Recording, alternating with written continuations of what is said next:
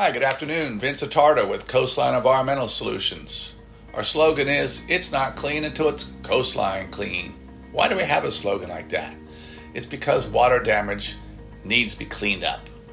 Mold needs to be removed or mitigated. It's important when you have insurance that you get out and handle the source of the problem immediately. That's the keys. Identifying the source, remove the source.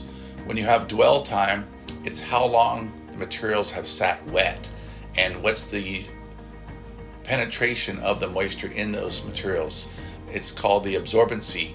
There is the free water that's easy to remove, like water from a carpet, and there's the secondary damaged water that's in the porosity of the materials. How dense is the porosity? Such as, is it stucco with plaster and lath, metal or wood, or button board, or is it just a simple drywall that can be dried fairly easily?